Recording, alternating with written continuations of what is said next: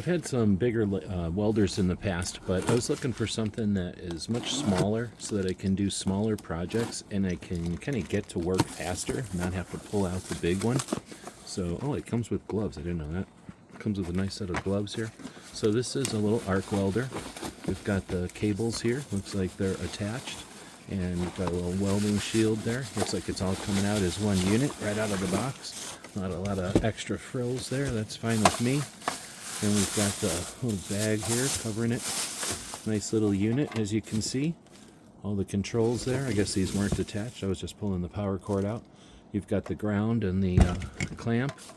3-prong outlet. Because it's a little guy, it's going to work pretty much any place. That's one of the reasons I grabbed it. Comes with some sticks right away. I've seen people say that it gets right to work. And then we've got a little mask you can assemble, as well as a little hammer and brush. So a little set, everything you need. I'm looking forward to how portable it is. That's why I bought it. Hope this helps.